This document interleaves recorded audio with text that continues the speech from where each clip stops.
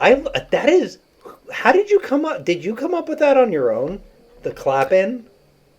No, I picked that up from actually from these guys because when they formed their company, they came from Machinima, but they all knew each other from working at G4 originally. I miss Machinima. I They brought it loved. over from that, and like they would show behind the scenes of like how they get things set up and sync things, and sometimes if it like drifts, they'll clap at the end too to tail sync it, so that way if it drifts, they can reset it at the end, so that way everything is still on beat. Dude, But I haven't learned how to do color correction or anything else like that. I'm just I decent with audio.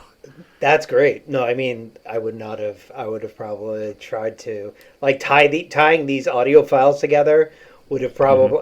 I probably would have been like 3 days in, eyes And that's bleeding. another way too to sync audio with the video. I think I kind of did it when we were playing Shinobi. I was just like pressing down, and every time I did, I counted it out. So 1, 2, 3, 1, 2, 3, and then you just sync the video with the audio on those moves, or you can sync it on the start button. So like if it makes a noise loud enough, and you just say 1, 2, 3, press the button at the same time, and it transitions. You catch that, and you're good.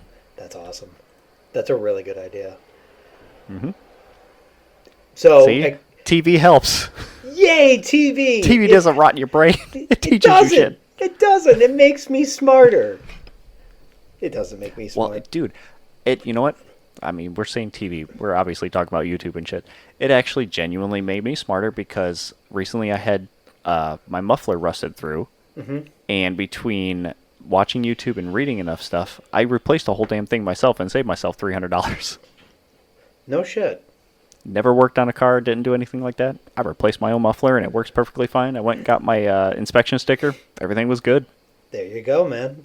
The YouTube got me through installing two sinks, which was, Nice. whew, that was a spicy day. Was it hard? So That's what she said. Michael I had to. Mike would kill me if I Scott, didn't. Michael Scott, he will live and die with that phrase. Hmm. Um, so when we did it, our house was flipped when we bought it. We're like, Hmm. hey, we're gonna want some new sinks because the ones we got were gross. And the so the downstairs one's a drop in. I had never done any rough plumbing, and I was like, okay. And I mean, that was like 10 years ago, and it's going fine. Not Um, leaking. well, so Uh I oh. made some mistakes. Uh. The problem I mean is, that happens. You're learning. so we actually recently changed the drain because like we had a brushed copper one, and it started to look a little weird. So I changed it out, but the gaskets that were for the old drain were so corroded that I couldn't Oh. unscrew it from the underside. So I took my Hmm. Dremel and I was just like, okay, and cut the entire drain apart, ripped open the thing, pulled that out, put the new drain in. Everything seemed okay, but I was getting these little tiny droplets underneath, so I ended up just putting like clear caulk around the outside, and now it's fine. Hmm. It's great. Um, Cool. the bathroom sink was a full vanity that I had to install, which I again never done before. And Yeah. now I actually have power tools.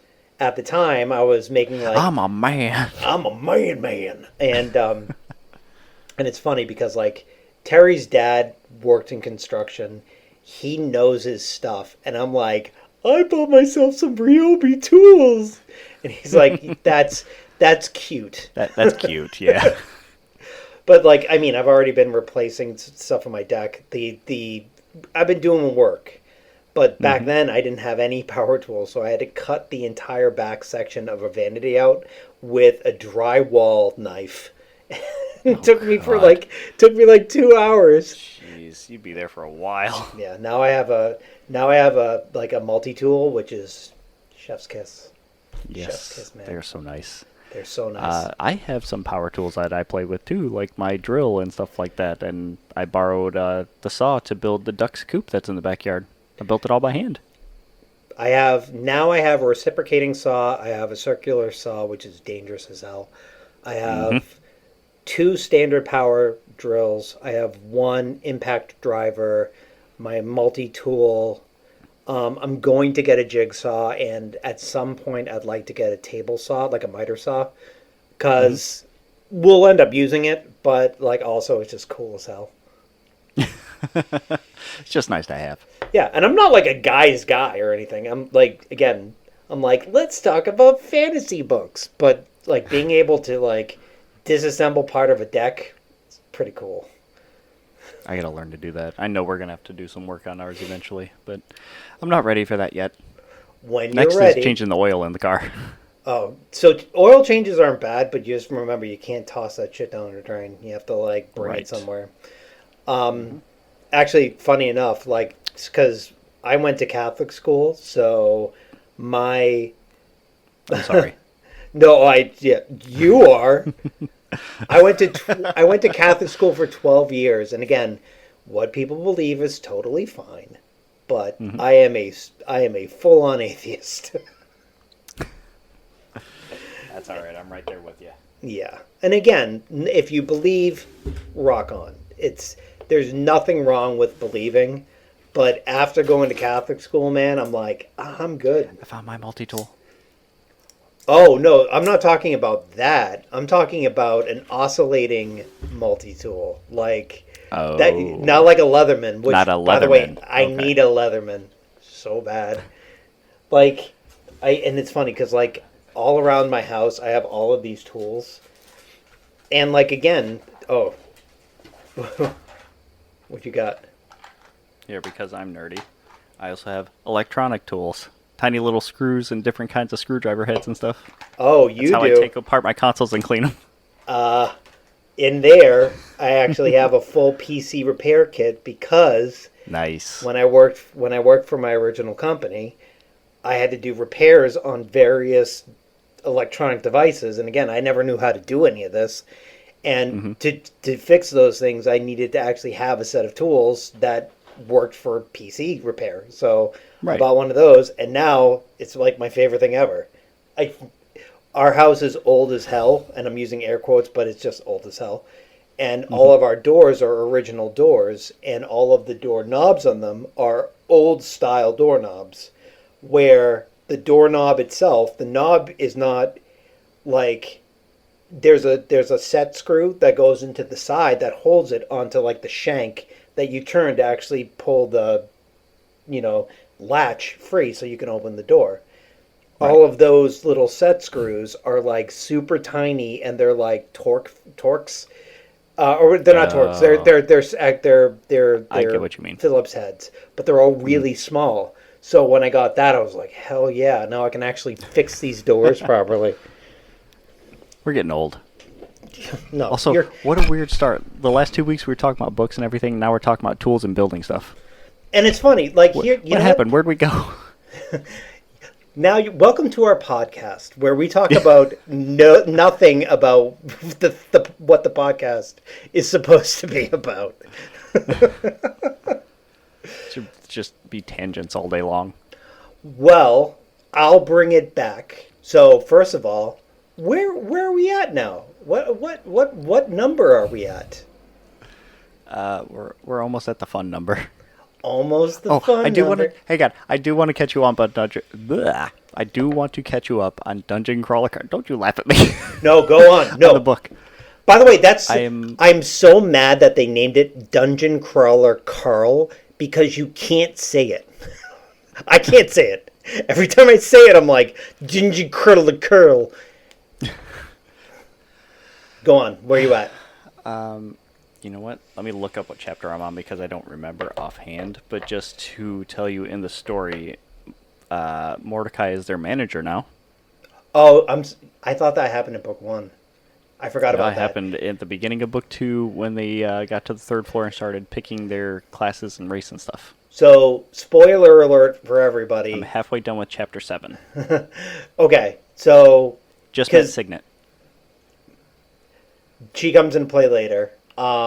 So Donut now has the perk where that's the perk that she got, or the class that she's in, or subclass or whatever, allows for the manager, right? Right. Right. and that was recommend. I'm learning that there's a lot more history than they let on in book one. That Odette told them, "Hey, pick the manager perk, but don't tell Mordecai, because if he found out that if you tricked Donut into doing that or wanted Donut to, he'll be pissed off." Because I guess she's helping him game the system, and I'm like, "Oh, what's going on here?" And he's showed up. He likes being an incubus because it's easier for him to get drunk. But the couple times that they've caught him, he's mentioning his brother again and stuff. So I'm like, Well, where is this going? oh, so, and I'm not going to spoil anything. The interplay between, because again, you know Odette knows Mordecai. Yes. The interplay between Odette, Mordecai. There's going to be another character. I don't know if it shows up at the end of this book or at the end of next book. There's another character that is heavily tied into Mordecai. There's that whole background. It gets very much involved in later books, and to a point where you're like, there is a whole thing, and that doesn't even include like the history of like the games themselves and like why they exist. There is so it. I'm telling you, that book when I first started, I was like, okay, it has some like kind of dumb. I don't want to say dumb, but it was like kind of on the nose humor. The Kirkaren, whatever, like the clone or whatever, like those kind of. I don't want to call out to like saying it's Amazon delivery package, like explaining stuff like that using real world things. It still takes me out of it really quick because I'm like, oh yeah, they're basing this off in real life, so they have to like throw these in. But it always kind of feels weird when I hear it. It did for me at first too, but it does go into why that happens, and there's multiple factions that you've met one of them. There's a very important faction that you've already met one of them, but that doesn't even get introduced until like 3 books from now. So the Desperados or the Desperado Club one? No, God, that the Desperado Club. Or the Crown that they have to do on level 9. Well, the Desperado Club one. Buckle in for that one too, because that ends up having its own tangential storyline as well. Well, what's the faction I've already met then? You haven't met the faction. You've met one person in the faction, and you don't know they're in a faction yet. Oh, okay. It's really when they reveal that what this person actually is. I'm like, you have to. What this person actually is. See, that carries weight. Buckle in. There is you have no you have. I feel like Dungeon Crawler Carl book 1. I want to go back and reread it again because there are so many things that I've learned in later books in the series that I'm like, oh yeah, you gotta pick up new things, and it recontextualizes like a lot of the stuff. Again, for example, this person that was, in the original book, in the first book, they periodically appear, and then you find out what they actually are, and you're like, oh wait, what? Oh yeah, there's so much. I can't wait. Also, just so you know too, the later books expand greatly in length, which is fantastic. Oh, that's good. That's more to read, I guess. Oh, and he has a Patreon, and he posts like chapters from book 8 as he works on it. So I'm like, I can't join it yet because that'll spoil everything. We also have a Patreon, and part of me wants to get enough Patreon subscribers where we can then use our Patreon funds to then promote other creators. Hell yeah, I'm down for that. That sounds like a good idea. Pay it forward, man. I was gonna say something. Oh, here's something that's in the back of my mind, and I'm waiting for it to come back around. Is towards the end of book 1 where they had the interview with the Orc Prince guy, and he was just trying to incite shit. Yes. When he brought back Maggie May and what's his face or whatever. Yes. And then they gave them their gifts, and I'm just like, I'm waiting for them to come back around, and there's no indication of it, and I'm just like, they're there. They have to know that they're there because the potion that they got or however they use it and stuff. Something's going to happen, and I want them to get them so bad. So you find out. I want Carl and Donut to get rid of them. I hope. So that storyline, you don't know why they're doing that though, right? Did you find out why Maggie May and her husband are against Carl? Are so pissed off at Carl. Yeah, that was part of the interview on the Orcs talk show. And what do they say? Well, they're blaming Carl for their daughter's death. So you don't know why the daughter died, though. Yeah, because of the mine that he placed for them, thinking that it was going to Nope. catch them, but Nope. no? There's way more. Oh, I'm so excited for you. Oh my god! I'm Is so there more excited. to it? Yes, and it comes into play for something that not Maggie. I don't think Maggie has one.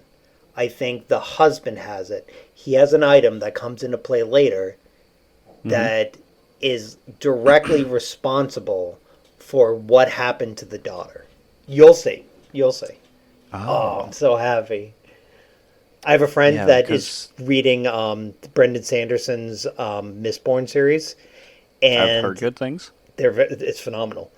So she's reading. She read through Era 1, right? And again, I haven't read Era 1 in like 2 years.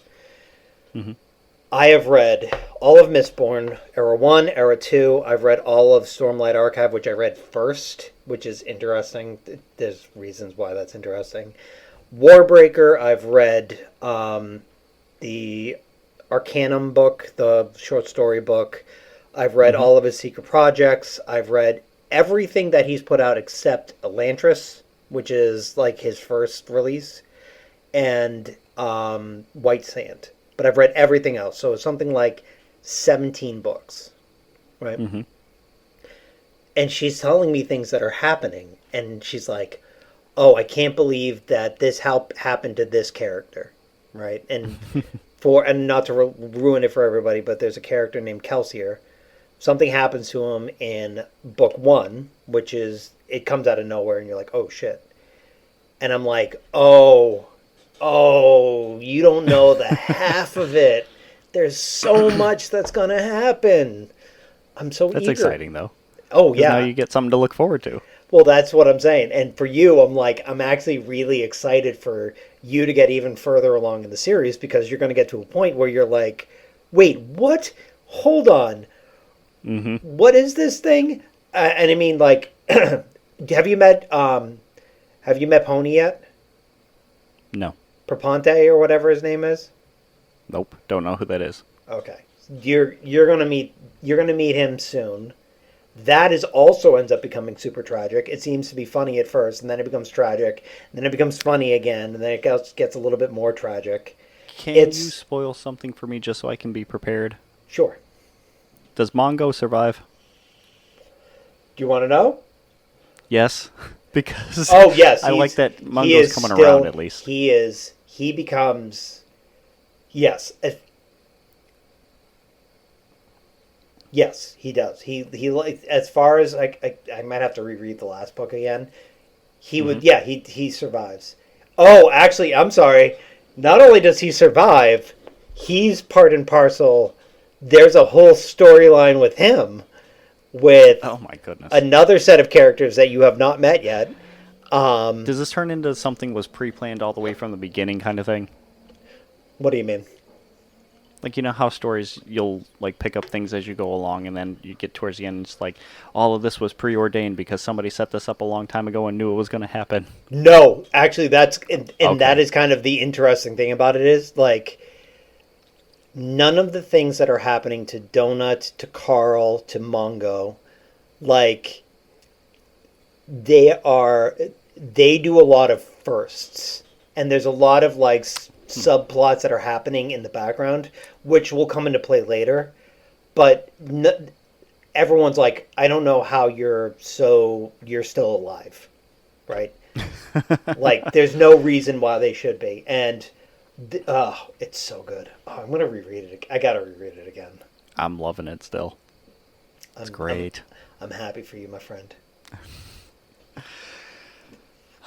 All right, I guess now we can start after we got our book talk out of the way. I know, it's only been 20 minutes. 20 minutes. Yeah. That's what I'm saying, man. Like, Yay. yes, so I think that you might have purchased a game that very many people might have also purchased as of Hang on. today. This is the Rebel Pack Podcast episode 68. Now we're one away from the fun number. Hey, yeah. All right. And you I are gotta go. Adam, Oh, I'm still Adam.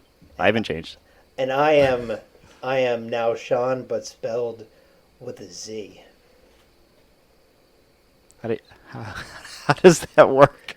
I'm gonna let you figure that one out. Okay, I'm gonna be up all night trying to do that. Oh, and a bit of good news, something to look forward to, is Mike says he might be able to join us next week. So Oh, we'll see how nice. that goes.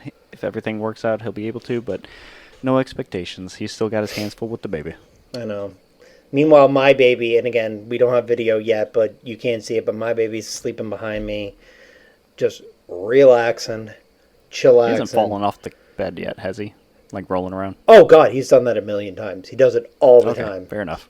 So, and again, before we get into the video game part of our video game podcast, my now 7.5-month-old puppy is like 65 pounds. He is, Adam can It's your see weekly him. pup date. My pup, nice, I like that. He is sleeping on a full-size mattress behind me that he takes up almost the entirety of, which is insane. And he was being a real butt today, and he ate a bunch of grass. Oh, must have had an upset tummy or something. No, he just likes to No? tear up our lawn and eat it because he's Okay, fine. so that's what Penny does too. Like, she's perfectly fine, but she's like, oh, that's grass, let me eat that. We need to do a photo shoot of our various pups wearing, when we get merch, wearing our merch. Sure. I'm down for that. All right, anyway. The game you are alluding to is today was release day for Silksong.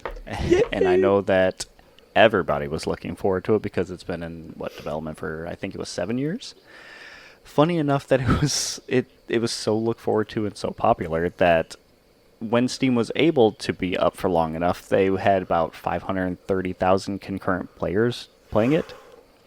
But it was so popular with downloads and stuff that it actually crashed Steam's database for a while. Like, they were struggling to keep it up. It caused Nintendo, and there was some reports about PlayStation having issues too. Xbox had some struggles. Like, when I went to go find it, it wasn't on Game Pass, like, not showing up. But then if you search it, it says install now, and you have to, like, go through the other way to do it. So I did it. Didn't take long. But it still took some time to find it and get it to work. So See, let that's- that be a lesson to you people. That's what I'm saying. Beef up your stuff. You know, like, at this juncture in society, you would think that we would have things that would not immediately crash. But I feel bad for the devs because a lot of people were upset that they didn't let people preload the game. which is funny because, like, I feel bad for the devs, except for the fact that the devs are probably like, we're rolling in bank right now. I think they're worried about making sure that everything's running for them on release day. I'd have to find the video for you, but there was something floating out there that I saw where it watched devs releasing their game, and it was excitement for like 5 minutes, and then everyone turned around, put their head down, and went right to work, making sure that everything was still running right. Everybody could access the game, the websites were running and stuff like that. It's just like, it doesn't stop. Just because the game's out doesn't mean your job's done. Right. And, like, once the development is done, your entire giant crew typically gets laid off at the end of that, and then it's just like a skeleton crew trying to make sure that the entire That's world why doesn't with explode. indie companies, they're just always working. I mean, like, there's been so many points where people always ask me, would you want to work in the games industry? And part of me is like, I work in an industry right now that shouldn't be fraught with stress, but is constantly fraught with stress.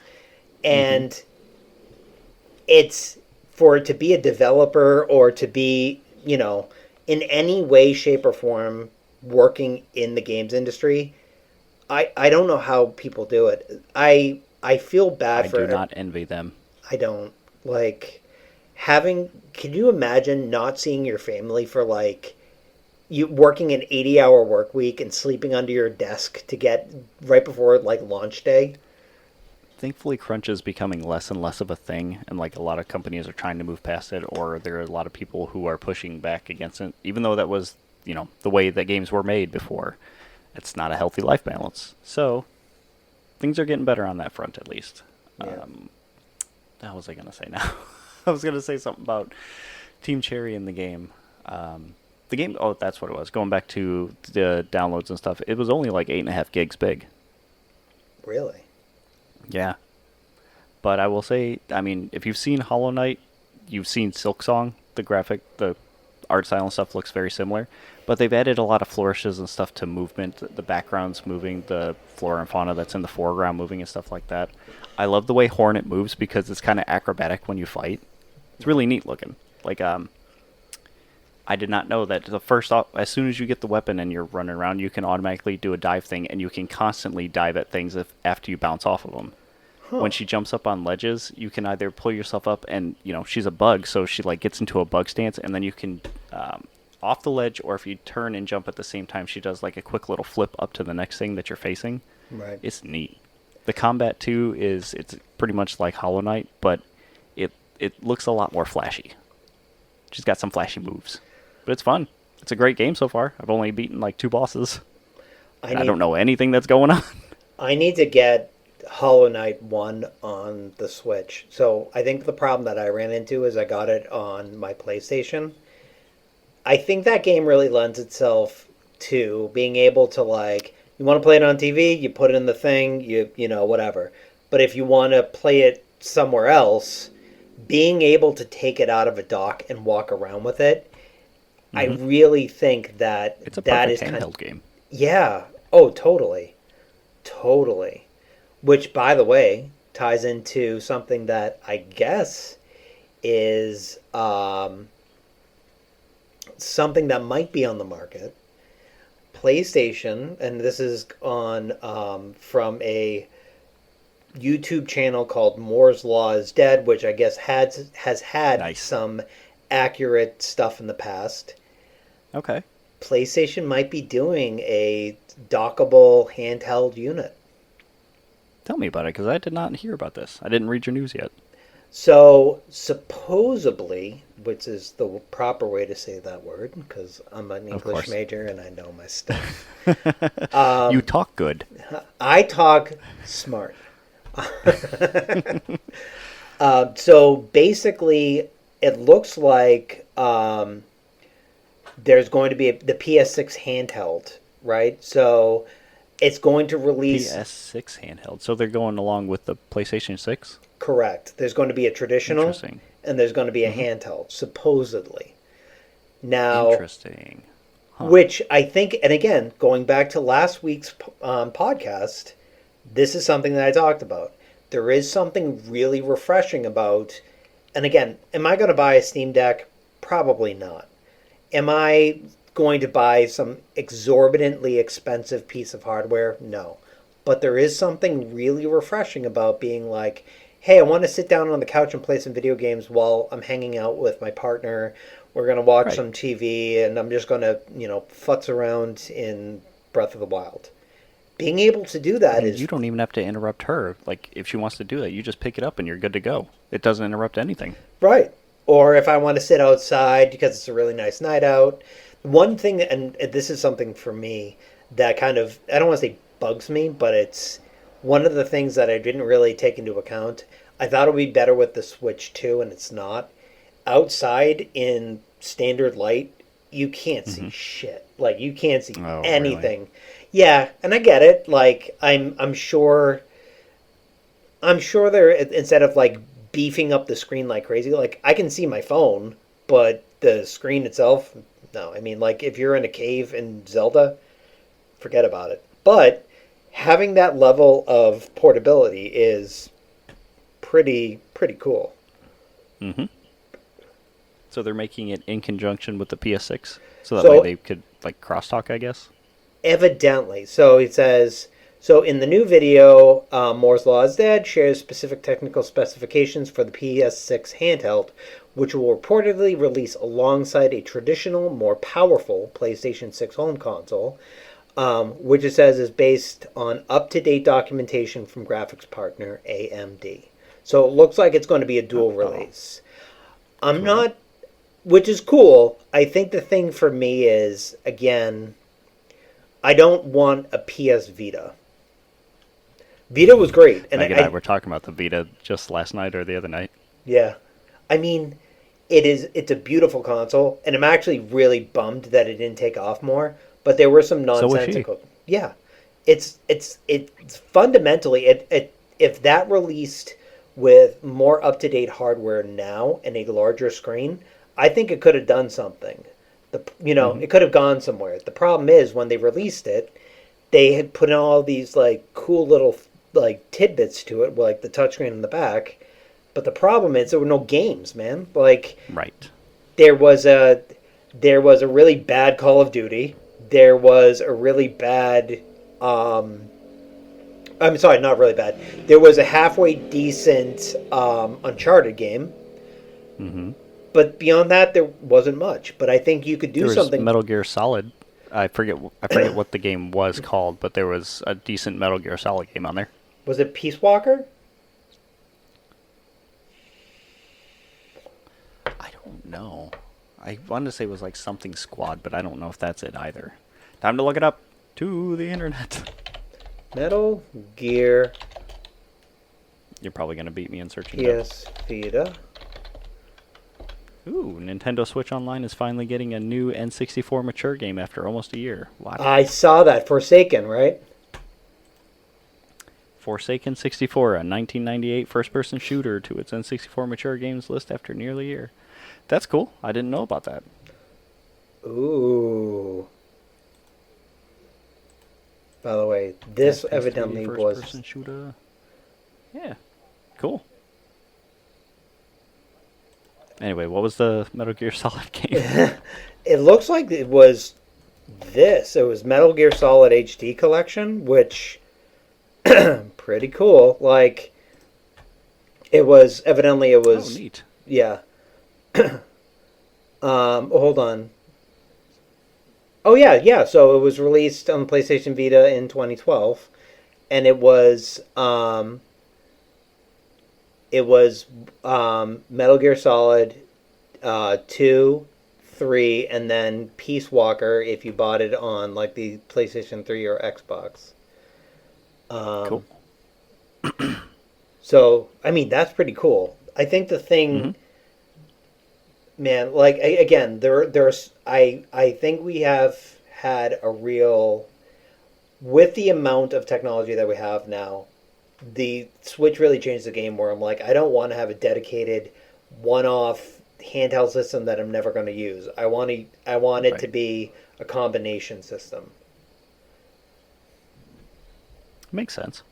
Totally. On Since that, we were talking about PlayStation, you saw. Yeah.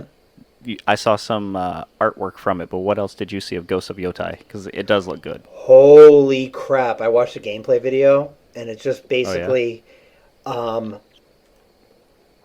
I haven't seen it in action since like the older trailers, but I just saw some concept art posted somewhere yesterday or the day before. Just poking around, and I was like, "Ooh, these look cool." like I'm just putting up just a picture just so you can see, but like it's beautiful. It's an objectively beautiful game. Jesus. But I was watching a gameplay It's trailer Sucker for it. Punch Studios, right? Yes, and Okay. Yeah, they make pretty games. they really do. Holy crap! And I'll say this: watching the gameplay, I forgot like they did such a good job with Ghost of Tsushima about having like this really lived in, but just objectively beautiful world. And watching the gameplay video for this, I'm like, there are so many places I just want to go and see. There really are. That was one of those games when I played Ghost of Tsushima where it was a slog, but in the best possible way, where you're just doing like, because again, the map doesn't. You have to reveal the map by going through the map. It's not like you can. Right. Right. So you can wear like the You traveler's can't do it. costume. You can't Assassin's Creed it and go up on a ledge and do your eagle vision and see Right. everything. Which is again, I really do. I it forces you to like actually go through the world, which is great because they spend a lot of time on it, man. Like, You caught me though. As soon as you said it was a slog, I was like, "Oh, that's not good." But you said in the best way. You're gonna have to tell me what's the best way that a slog can be fun, because that takes me out of it if I have to do something that just takes so long to get to anywhere. so I will say this. On the face of it, I could almost. If somebody came to me and they were like, hey, we started playing Ghost of Tsushima and we are playing it and it is. There's, you have to go all these places and, it's. You have to physically travel there and quick travel exists, but it only exists after you unlock an area and blah, blah, blah, blah, blah. Makes sense. I would understand they're being frustrated with that. The world is beautiful. I was really interested in like the history aspect of it, like going through and like they do a really good job of like really immersing you in that in that on the island. And but to me it was refreshing to be able to like, okay, we're going to, it's kind of like Breath of the Wild. It's, I don't want to say it's a slog, but Everything comes back to Breath of the Wild. I mean, I'll be honest, like that game I think really hit the nail on the head of I want to spend 3 hours doing complete bullshit. Okay, I have to find an article that I had before where they talked about their philosophy with Breath of the Wild. But the way that they made it, it's like if you're traveling any direction, you shouldn't be no more than like, what is it, 30 seconds to a minute away from something, or maybe it's even less time. Maybe it's 15 seconds, but you should be no more than X amount of time away from seeing something or noticing something or something happening, which keeps you engaged, or you're like, oh, I want to know more about that. What's that going on over there? Let me go investigate. And then you like find a new quest that'll take you off somewhere else. Right. And not to derail the conversation from the news of the week, but one of the things I forgot about with Breath of the Wild is where I'm playing it completely differently now. The first time I ran through Breath of the Wild, I really like took everything very slow. And now I'm playing it like an actual video game. And that's not to say like I'm trying to rush through it or I'm like this is boring or anything like that. It's I'm taking a lot more risks because I know what the outcome of those things would be. And it's really interesting to go back and replay this game that I haven't played in like 5 years and being like, oh yeah, I forgot about that. Oh yeah. And like going in, I haven't done any of the divine beasts yet or whatever.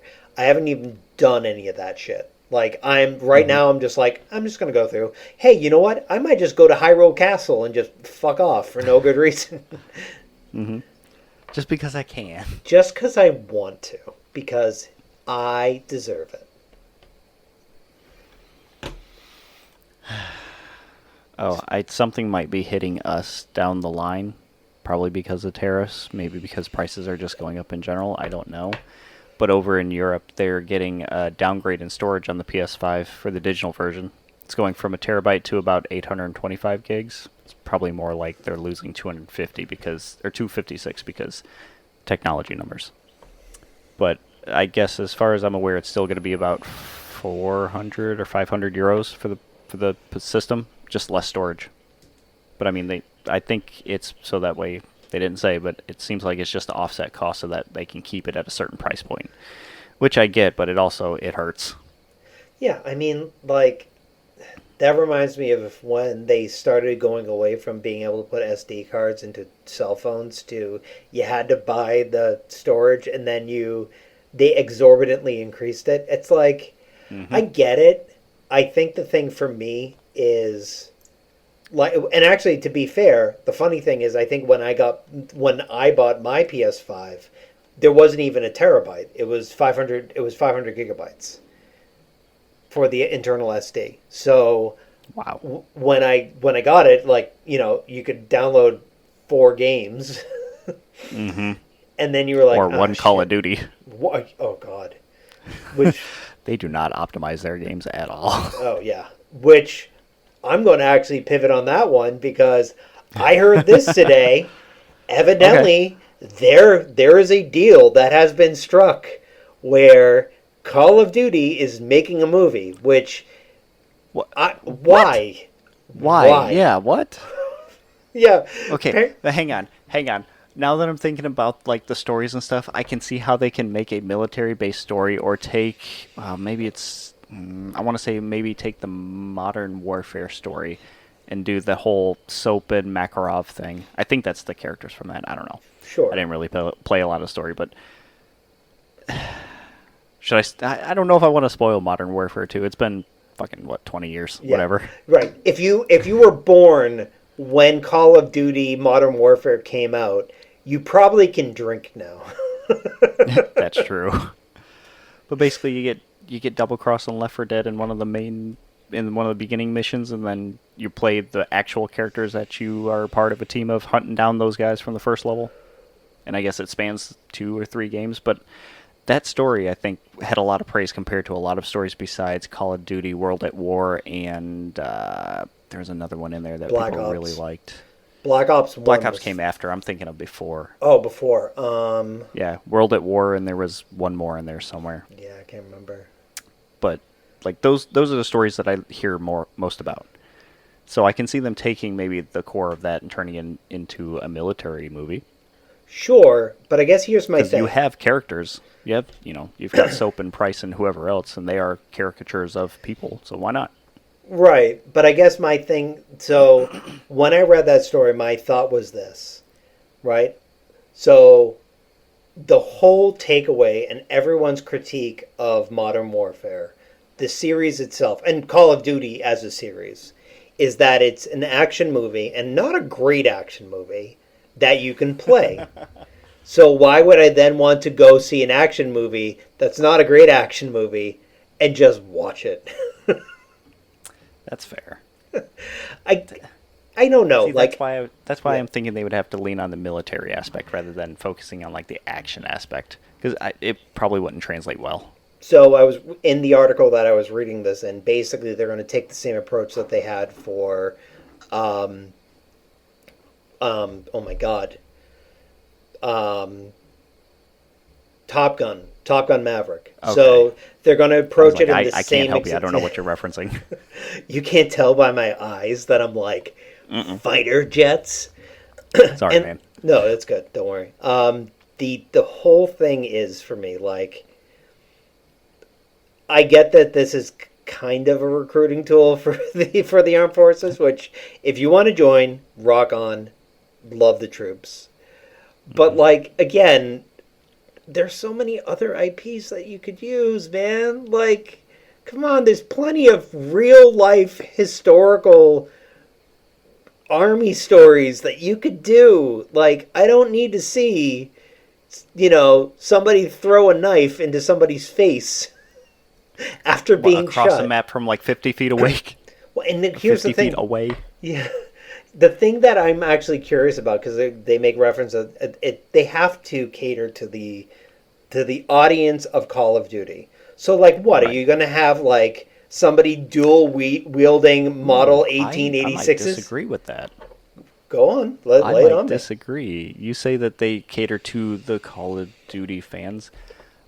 If they are wanting to make a movie, I would say that they have the buy-in already with Call of Duty fans, similar to like the Witcher show. People who like the show, people who like the games and the books and stuff, they were going to check it out no matter what.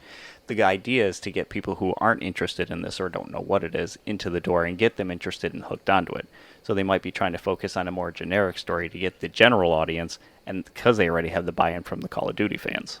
So I get that, and like part of me is like, there really is only two ways to do it. Either you take, you go in with we're putting Call of Duty on this. We're going to name these characters the same thing that they're in Modern Warfare. Which, by the way, if they do the Modern Warfare story, they've already rehashed that now twice.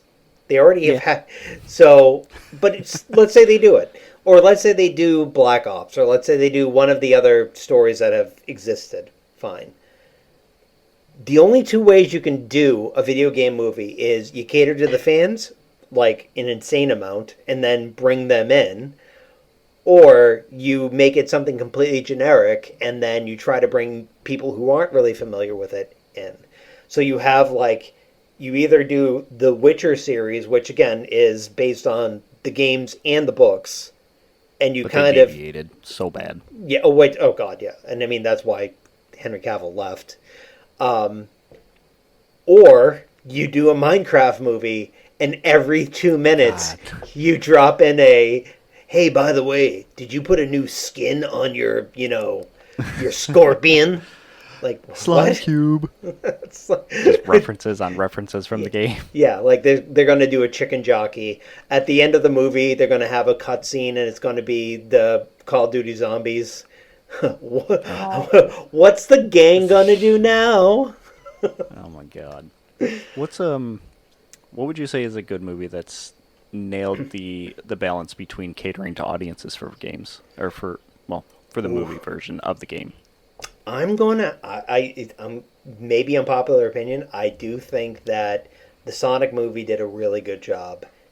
I think that the Mario movie also did a good job. It's not my favorite, but it really did. Like they kind of poke fun at the fact that Mario turns into a cat. Like there's a whole thing on that, and that's an actual power that he has in the video games. Yep. I think they did a really good job. I think that we're kind of turning the corner on video game movies being hot garbage. One movie that actually was Finally, on. yes. I haven't seen it yet, but the Assassin's Creed movie. I want to watch it. I know it's bad. I know Yeah. it's bad. But I'm like, all of the stuff in it should be good. And that's where I get nervous about something like Call of Duty, because Have you watched the Doom movie? the one with The Rock, Yeah. a long time ago. Okay. I feel like the only thing that they did well with that movie was the first person version of it when they were running through towards the end. I thought that was pretty good, and it was faithful to at least Doom 3. Here's a movie that you might not have thought of, or maybe not even consider, because from the outside it didn't seem like it. But Tomb Raider was like perfect, oddly enough, with Angelina Jolie as the Lara Croft. It was perfect.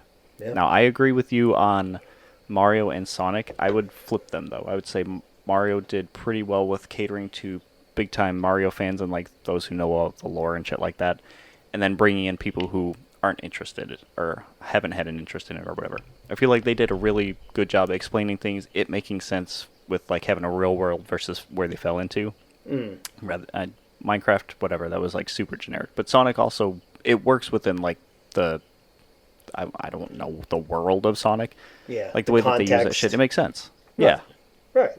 I do think that I think now we've turned the corner. Yeah, you know what actually was a phenomenal video game movie, and it had video game characters in it, but it wasn't about a video game character. Like it wasn't about an established IP. Was Wreck-It Ralph? They did a really good job. Oh shit, you're right. Yeah. That was excellent. Yeah. I mean, And I really did love that movie too.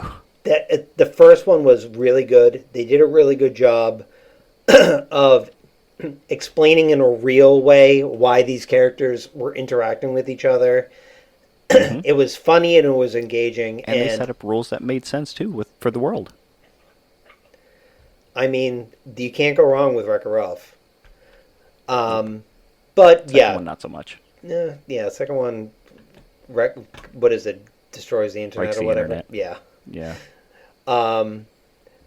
So I hear that you may have some background on a now failed IP, a Saints Row potential.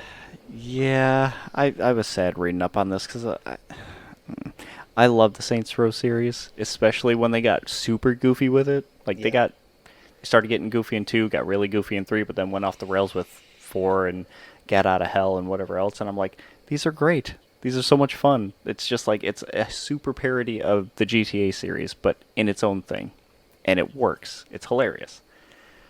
And I tried their follow-up game called Agents of Mayhem, and I talked to Mike about this a while too. or a while before. It was all right, and that's just it. It was just like straight up the middle. It was okay. The characters were super varied and had their own specialties and stuff, which was awesome. My favorite was having the dude that uses an anchor as a melee weapon and a sawed-off shotgun, and like you have a dodge that you can do, but like he's a big burly character and like known for melee and shit, so he like slides on the ground when you dodge. Yeah. So his dodge is pretty much infinite for a couple of levels that I played. So I'm literally just skating around, skate up to an enemy shotgun, skate behind cover, skate up to the next one, hit the next guy. I'm like, see, this is the fun part about it, but some of the other characters are just frustrating to use. The thing that turned me off of the game was one level I could not get past because there was some sort of glitch that kept happening where it would explode on my thing and then it automatically fails you. And no matter what, when you're going this way, it would happen.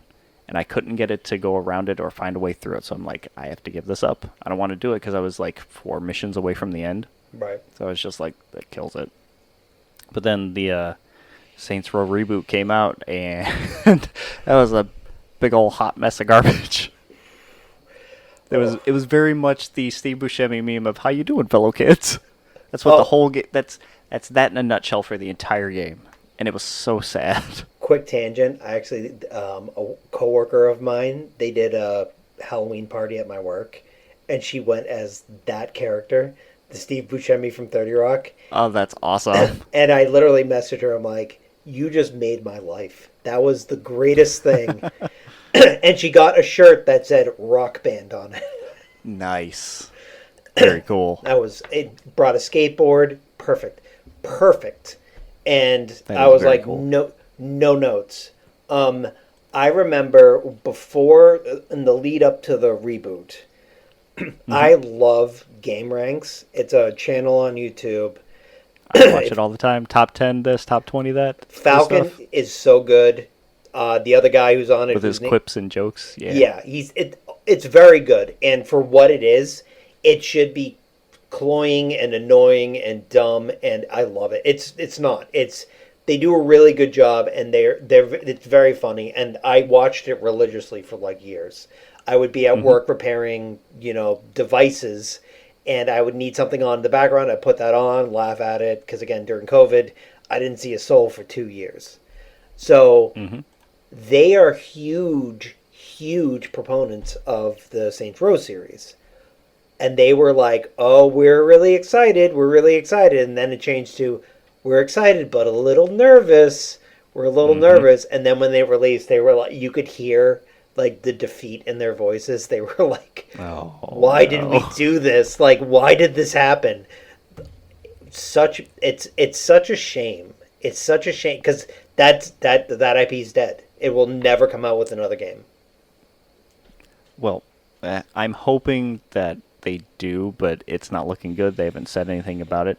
But to loop it back around, there was an article that came out that I was reading earlier that someone who visited the Volition Studios apparently saw what Saints Row's sequel could have been versus what we ended up getting. It came from a user called Mr. Saint Godzilla 21, and that I guess they went and visited Volition back in 2019, and the sequel would be the sequel would be directly following Saints Row 3, which would undo some stuff that happened before, which included the aliens coming from Saints Row 4 and taking over, or destroying the world and putting you in a VR space, and Johnny Gat's death, which was a huge catalyst for some of the things that you do in 2 and 3. But in doing that, it would bring him back. It would bring a lot of the characters back. They even pointed out that you would get a special mission to go back and fight Dex. I'm sorry. This was like one of the main bad guys before. And they even had, he said, this person claims, because I don't know if it's a male, female, or whatever they identify as, they claimed that they even had Pierce's voice actor do some voice work for him to get things started, which is pretty cool. So that shows that they had some work done or was working on shit and getting things figured out. They also claim that the devs intended for it to be more fan servicey.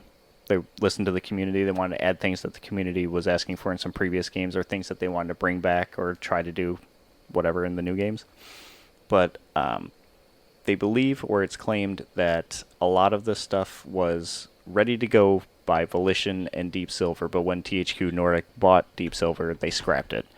They pitched the game to them and was like, no, we don't like this. And they had to go back to one, basically, with the story. And even the first draft or the second draft from the new stuff was booted by THQ Nordic as well until we got what we got now. Gotta love it. Gotta love it. Yeah.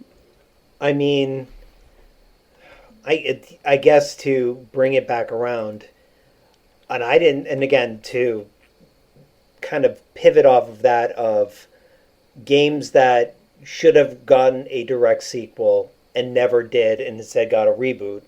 Evidently, we're getting a direct sequel to Scott Pilgrim versus the World. The game? Yeah. Is it going to be like the other one? Oh, yeah. Is it going to be based on the Netflix show? I believe so. And I'm just going to pull this up and just drop I thought I heard something about this. So this is confirmation. Cool. I really loved those side-scrolling beat-em-up games. Like, dude, I played Streets of Rage 4 when it first came out. I played that game religiously. I'm a big fan of that kind of stuff. So one of the... It is going to be... Oh, so, it does look like it. So... Hell yeah. It is done by Tribute Games, right? Okay. So it is basically, so the person who did the review was like, it feels like the original Scott Pilgrim, but different, but in a good way. Like, you can play as some of the evil X's, which maybe it is going to play a little bit into the Netflix series. For those who haven't seen it. Because that's definitely not what happened. No. Which, by the way, considering you said Netflix series, you've watched it? I have not. I just know about the difference. You should watch it. It's really good. I have not read the entire graphic novel series. I love the movie. I have a crazy story about the comic series. Lay it on me. My art teacher back in high school had a stack of like the first issue of those when he was like trying to get his stuff out there, and he like was allowing people to just take one if they wanted it. And I remember taking it, reading, I'm like, this is pretty cool, but I never followed up on the series after that. So that was my first foray into it. I had no idea what was even happening or going on. I have something similar, and it's unfortunately not for anything that I condone, and if you like it, hey, rock on. The Barstool... What'd you do? Well, what did I do? Barstool Sports was originally like a Massachusetts invention, right? And the guy who made Barstool Sports, when he was trying to get it off the ground, would bring in, because it was free, it was an actual little pamphlet newspaper, and he would bring it into the pizza shop that I worked at because the owner's son went to college with him. And he was like... So we would get free things of Barstool Sports. It was the wildest shit. And then I didn't even think anything of it. And then, like, 10 years later, people were like, oh my God, Barstool Sports. And I'm like, oh yeah, I remember that guy. He used to show up at my pizza place and drop off a stack because no one would buy his shit. So blasé about it, and people think you're just an asshole even though you've been there since the beginning. I've been there. I was there when the old magic was written. Okay, you said that in the last podcast that Megan was listening to, and she was so excited that you said that. So she's going to be excited to know you said it again. I love that saying. I use that at work because, again, I've been there long enough where I'm like, I remember when this was the olden days. By the way, I'm just going to drop a few... While I'm talking, I'm just dropping some images from this game into our chat so you can see why I'm actually pretty excited about this. It looks like you can play as oh my God, I see two of the evil X's there. Correct, and it's I don't remember their names though. It's Roxy and Lucas Lee. Okay. So again, speaking of Massachusetts, Massachusetts' own Chris Evans, you got to give it up. I mean, you don't have to, Like, but if you want to, go for it. Yeah. I mean, as a full-on masshole, I have to. I gotta. If you're from Massachusetts, I at least have to give you a tangential sup kid. Fair enough. Also Can you on believe that, that? well, go on. No, you go first. I'm No, sorry. what? No, what? No, I was going to make a tangential thing to back to the list of stuff, but I want to hear what you're going to say. Okay. I want to know what you were gonna say too. Oh no, Let's see if you can hook it back in. I was going to be like, speaking of games that from yesteryear, Dragon's Quest 1 and 2 remakes are going to be adding some additional depth. Like what? I didn't That's know a, that they were adding additional stuff. I just knew that they were coming out soon. so looking at this, um, the Also, how long has it been since Dragon Quest 1 and 2 original have been out? holy crap, I don't even know. On the on the podcast stuff I posted just the other day about Dragon Quest 7's 20th anniversary, 25th, something like that. I don't know. I'm trying to think because that was Enix, right? Yes, I believe So so. so that has to be like 30 years old at this point, if not more. We're gonna look it up. Oh. Oh my God, May 27th, 1986, for the very first Dragon Quest. Were you even born? No, I'm born 88. Oh man, that hurts. I was 3. I'm sorry. I was 3 whole Earth years old. Well, congratulations, you had a head start. Which, I mean, actually, I'll be honest with you, and again, going back a million years. So when I was growing up, my grandmother had a Atari 2600, and then we Mm-hmm. had an Atari 2600 as well eventually. That's what I started playing on. I played on an Atari 2600, like Mm-hmm. playing Land and Sea Battle, playing, oh God, the Missile ET, Command. Missile Command, Asteroid, all of that shit. Pitfall. Oh God, Pitfall, so good, so good. Well, there was one that was it was like a drag racing game too. That was hot garbage. But Oh God, yes. Of course, I can see it in my head too, and I don't remember what the name is. You gonna look it up? no, I'm actually trying to Okay. read what the difference is between. Um, I was seeing what they're adding in. oh, so basically they're adding a new item. They're called scrolls, so um, you can learn new skills for each independent character or something like that. The art style looks good. I actually like. Yeah, they stepped up their game with like their 3D, 2D pixel stuff.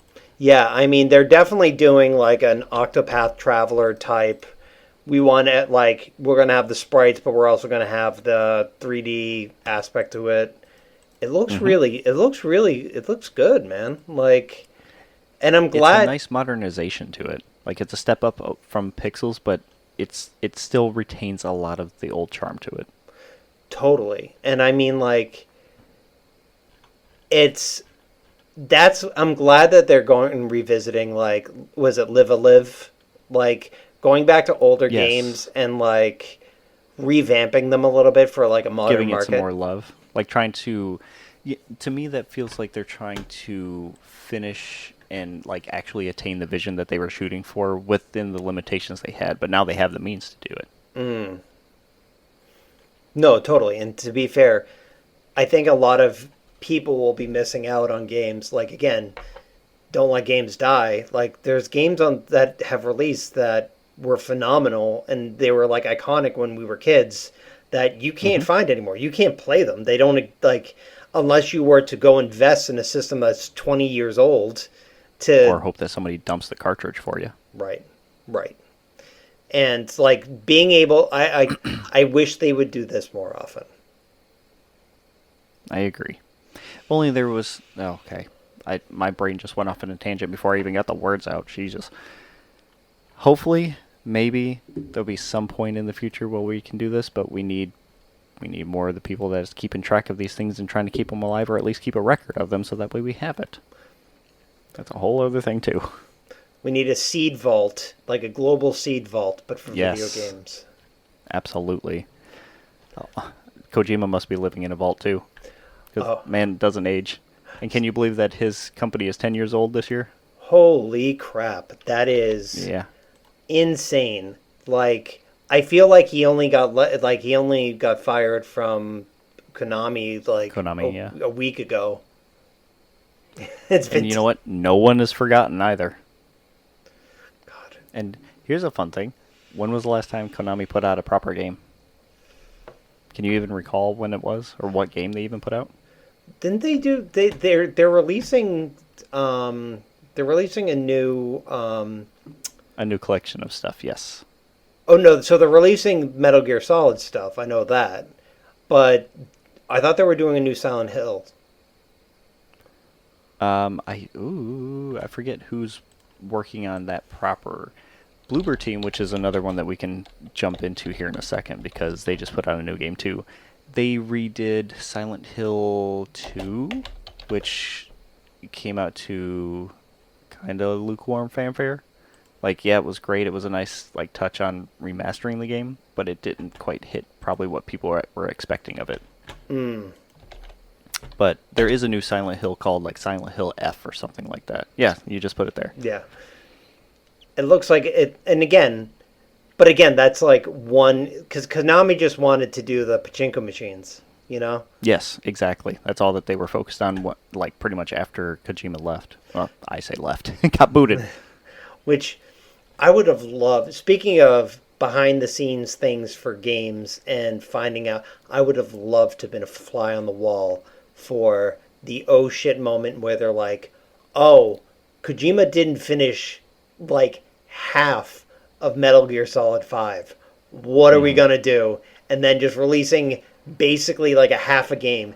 And that half a game, still people are like, that's one of the greatest games that's ever been made. Mm-hmm. Same reason why people are really liking Death Stranding and stuff. But I guess for their 10th year anniversary will fall on December 19th of this year. But they have announced a 10-year anniversary celebration called Beyond the Strand. It's going to be hosted by Kojima himself. They're going to have some special guest appearances, and they're going to look at some games that they're still working on. I think one of the game that they're working on for Xbox is called OD. And then there was another game that's called Fin something. It's PHI whatever. I'm not sure what that one's even about. But it's somewhere over in Japan, I believe, is what it is, and they're selling tickets to it and stuff like that. But there's a long list of special rules and stuff if you're going to attend on that page. I'm sure it's probably you have to make sure to drink Monster Energy drinks only. You have to save all of your pee. Oh my god, I should have really put some of those, but it was talking about photography and what they allow and where you can take pictures and what the kind of expectation is, things like that.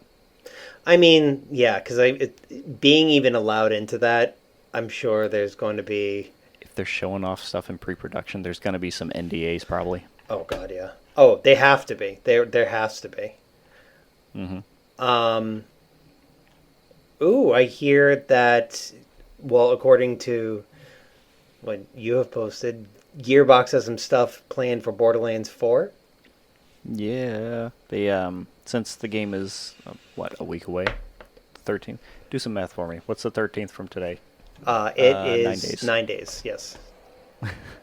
So yeah, just over a week away from Borderlands 4 launching, and they just the other day they put out a roadmap for what they expect or what they're going to be doing for the game, which they seem to be fully invested on it and are nose to the grindstone making things work, I guess.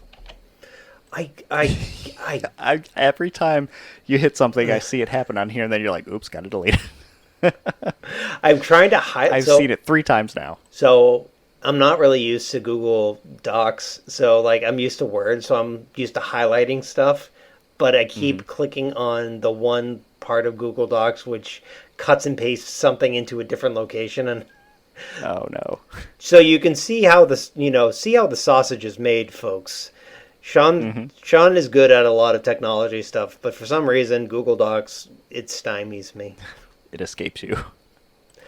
What is an invincible So, boss? okay, I'll get there. I'll get there.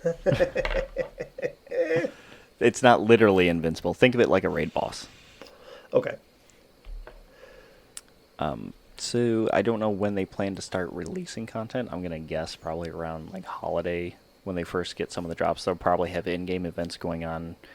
Usually games will do like a week or two after launch to get that so that people can get set up in the game and comfortable with it. But some of the things that they have said that they plan to do are releasing 2 completely new Vault Hunters, some new story content, both paid and not paid, and a handful of in-game events and mini events during the seasons. Like you mentioned, some of the free content is going to be like invincible bosses, which is the same as, if anybody remembers Borderlands 2 and stuff, it's like the raid bosses. They're super tough. Sometimes you need at least all 4. Some people get super crazy busted weapons and armor that you can just take them down in like 2 shots. That's the fun stuff about the game. There's also some bounty packs with new missions that are going to be coming out later on, and which there's some cosmetic things too, where they're including like a handful of different skins for your vehicles, some interchangeable heads and skins and colors for your characters, also pearlescent weapons as an additional rarity, which means it's probably like a 1 in 10 chance of getting it anywhere at any time. No, that's a really easy 1 in 10 million chance of getting it on a certain mob at any point in time. They're supposed to be really good weapons, hard to find, but have like crazy stats. So they're going to be supporting this game for the better part of at least a year, maybe 2, if they keep going. I'm hoping that they can get back on track with like Borderlands 2, because they supported that game forever, and everything they put out, except for maybe 2 of the smaller DLCs, were excellent. I have to get back into playing that. So I got the I burned myself out on 2, so I couldn't play anymore after that. it's so funny playing Borderlands. I remember playing it on my PS4 because they had the what is it, the Handsome Collection or whatever, and you could Yeah. get 1 and then 2.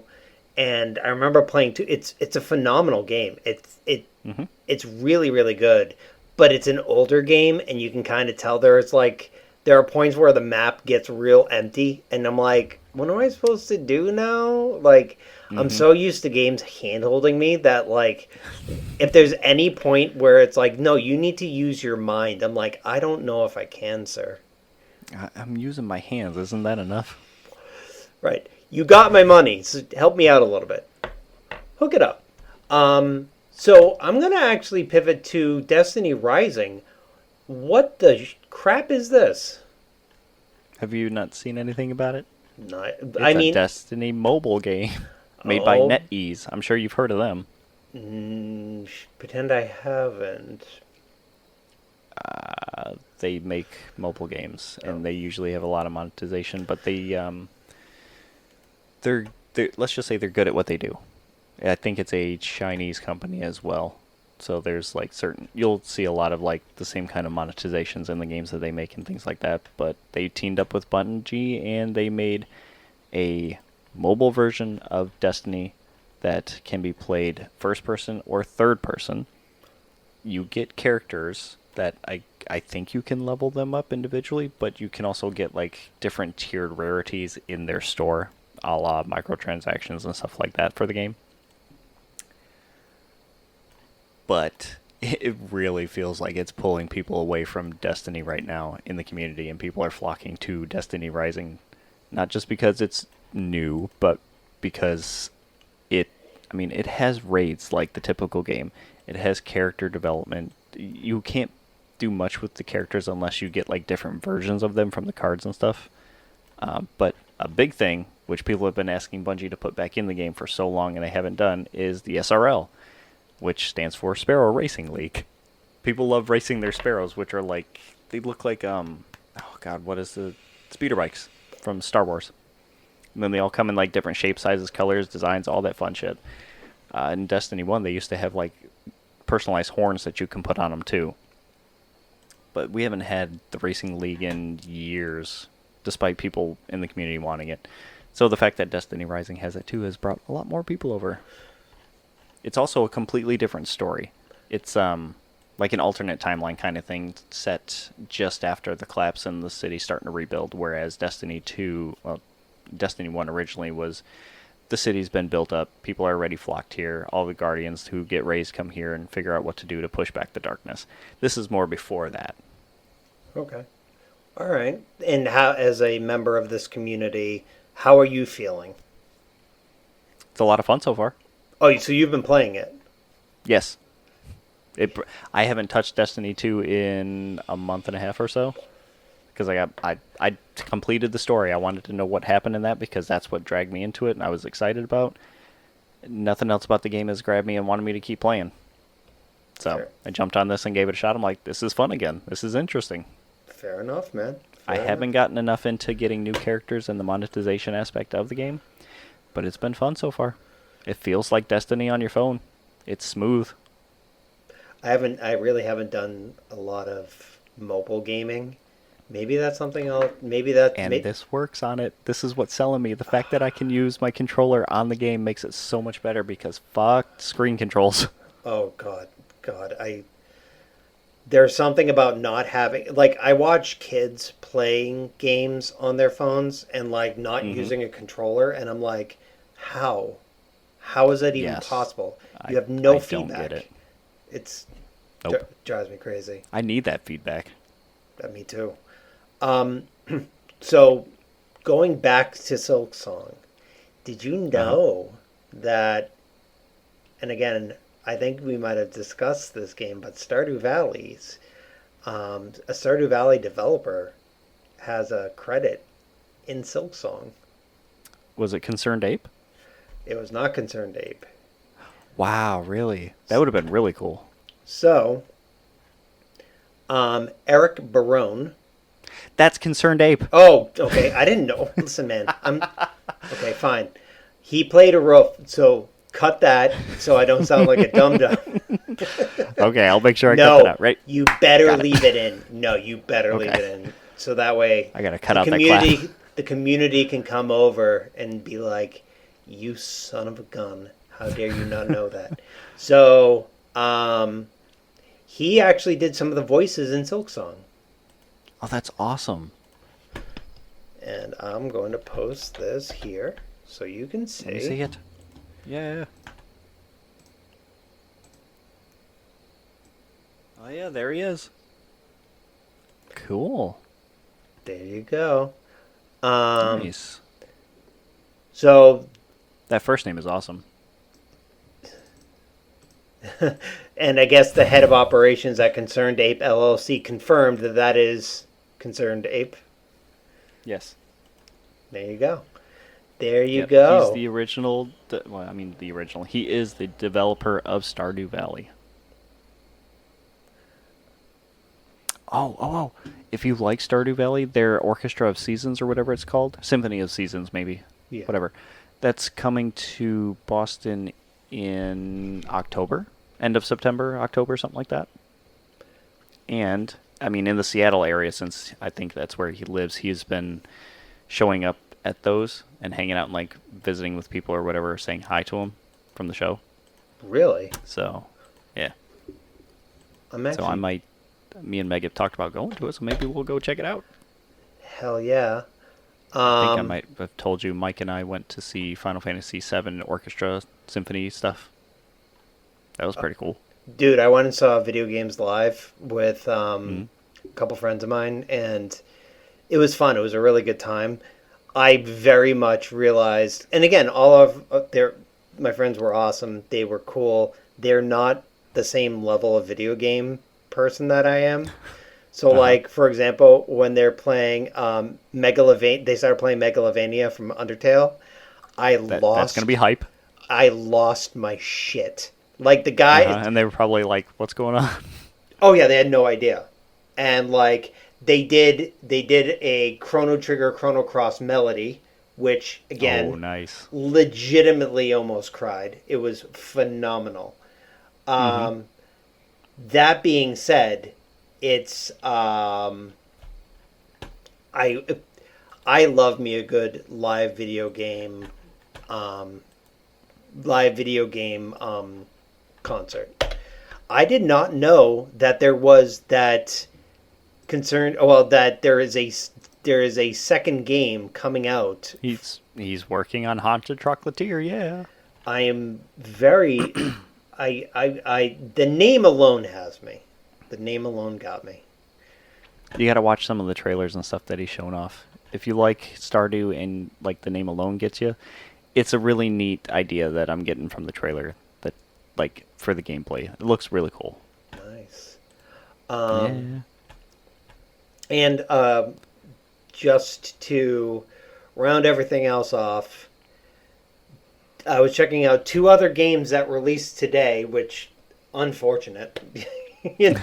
I know, got overshadowed. Oh man, like whew. And it's kind of a shame, right? But like Adventure of Samsara, it looks pretty cool. It has a very similar. It's a side-scrolling, like retro pixel art game. I'm gonna have to look this up because I don't recognize the name. So let me just do this. I wonder if I recognize it by the picture. Nope. I just watched the trailer for it, and it was on this GameSpot thing. The other game that I was looking at was, oh my god, what the hell was the name of it? Interesting. Something is Hell. Oh, Hell is Us? Hell is Us. Hell is Us. And again, it doesn't look bad. It looks okay. I still don't know anything about it. Evidently, I just know the name. Evidently, it's like... It looks kind of like... It's a third-person action-adventure game. It looks like it's like a treatise on the horrors of war, which, hey, rock on, man. But I think that it takes place during some kind of, like, World War or something. Probably a good guess. Let me just go back. Let me just take a quick look at this. And since we're talking about reviews, I didn't get back to Bluebird's team. They released a new game called Chronos: The New Dawn 2, which is a horror game. Or no, it's going to release tomorrow. I'm sorry. It's releasing on September 5th. It's a horror game by Bluebird team. That's all they're known for. They make pretty decent games. Apparently, the initial reviews from it are giving it a 78 average, with about 75% of people recommending it. All right. Something to look forward to. Yeah, I mean, I feel bad for all of these games that are releasing now. Like... I should have wrote down the list, but there was a handful of devs that have rescheduled their games once they found out when Silksong was coming out, just to make space for it. Oh yeah, I mean you don't. That's the. You're going to. I don't know. Like I'm making up a timeline here. You're shooting yourself in the foot. Well, like it's going to be like, E.T. is coming to theaters, so you're going to release. I don't know, like Cocoon. You know what I mean? Like an '80s movie, like. 2 movies coming out, and it's even if your movie is phenomenal, like The Lord of the Rings, The Return of the King comes out. Does anybody remember what other movies released that week? No. Does anybody care? I don't.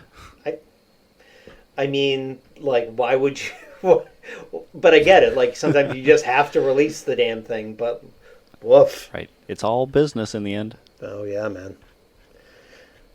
Yeah, dude. So what is Hell is Us, since I interrupted you on that? I mean, it looks just like a third-person action game. Yeah, I mean, horror?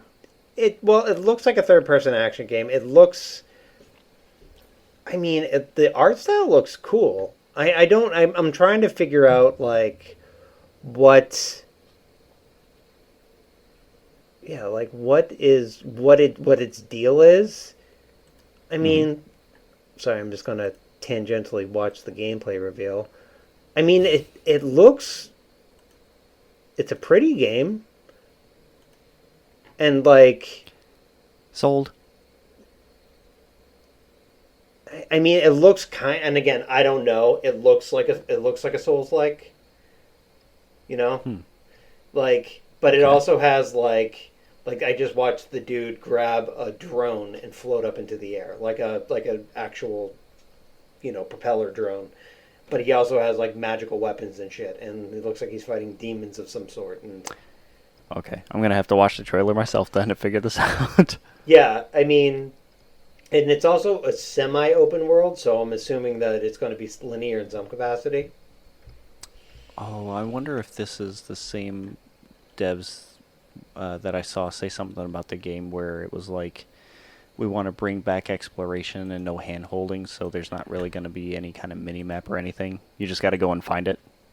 Yeah, I mean, look at this main character. Like, look at that one screenshot. It looks good. Like, dude's got a giant sword. Whoa. Like, See, that kind of picture makes me want to know more. yeah, like seeing something that looks like that. Like, okay, like I'm not Yeah. sold, but I'd like to learn more about it. So that's not what I pictured based on the name. Yeah. See, now my interests have been piqued. I mean, there's a lot of games.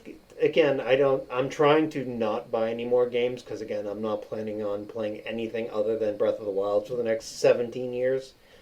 Mm-hmm. But part of me is like, so many games that I want to try, and so many games that I want to actually just watch. Mm-hmm. Even again, I wish there were more YouTube let's plays on things like this, so that way, like, if I'm like, hey, I don't want to buy the game, you know what I mean? Like, at least they I'm have sure there some will be outlet to be. eventually. Yeah, I'm sure. Um, yeah, and evidently it's $60. So I mean, it's a triple A price. Okay. Well, a little less than triple A price. Yeah, it looks interesting. Oh, you know how much Silksong was? What, $26? 20. And it's on Game Pass and everything else too. I'm probably gonna end up buying it. I mean, I'll probably. $20. I mean, I'll probably end You up buying. probably have enough gold points on your Nintendo account. No, I used all of them when I bought the digital versions of the Switch 2 versions of the games that I've owned for Fair the enough. past 6 years. That sounded like it hurt. You have no idea. It hurts my soul. It hurts my soul. And I could go on for days about it, but honestly, like, I mean, it's fine. Are you So, happy with your investment? yes, I wish I could. I need to play it more. Like, and to be fair, well, one of the things playing Wind Waker that really bummed me out was that it didn't make the screen aspect ratio correct. So you're playing this Mm-hmm. like little tiny box version of a game, and playing Breath of the Wild in 4K FPS or 60 FPS. Yeah, then I'm like, okay, I get why I made this purchase. The one thing that Mm-hmm. I want more than anything is just more content for it. If they put out some decent games, if they put out, I don't know, and again, I'm not looking for like a heavy duty, crazy, I'm probably not going to buy Borderlands 4 for it, but if you put out some stuff that I'm willing to play, then hey, rock on, man. I'll put it on there. DK Bonanza's got excellent I reviews. If you know, like and 3D collectible platformers, I want to get that so bad. I have a recommendation for you if you want. Lay it on me. The Kirby game. I forget the name of it. Yeah. The Forgotten Kingdom, I think, Yes. maybe? Yeah. Got it for Switch 1. All everybody here plays it and loves it. Meg beat the game for us because she liked it so much. See, It was great. I need to get Mario Odyssey too. I haven't played that. It's an excellent Mario game. I know. I've heard. And I mean, again, it's by the guys who did. Well, the guys who did Bonanza did that first, and Yep. it shows. They learned a lot. I'm saying, man. All right. You ready to go to bed yet? I am, and as you can see behind me, my dog needs to go. He is sleeping, but then we have to bring him downstairs so he can sleep in his actual puppy bed. Yeah. All right. Well, if you want to keep what? If you want to keep us, you need to earn it. I'm married. Sorry, you can't do it. But if you want to keep up with us, we're on Instagram and Blue Sky and Threads and Facebook and all that fun stuff. And we're on Patreon as well now. So look us up. All the stuff that we post goes on there. I like to toss in some stuff about the podcast, some gameplay and things. We have 2 YouTube accounts too. One for gameplay, one for podcast that gets thrown up there. And I was going to say something else and I already forgot it. so I don't think it was important. And That's all right. Look us up on Patreon. Yeah, and also, if you remember it later, you can put it on one of our social media accounts and be like, this is what I forgot to say. Yes. But Yes. yeah, sure. I'm thrown off. Oh, that's what I was going to say. Also, you can email us at theramblepackpod@gmail.com. Now I think it's time for bed. All right. It's been real, folks. And it's been fun. And it's been really fun. It has been. And now it's time for bed. All I'm right. making poems before we get off here. All right, everybody. Later.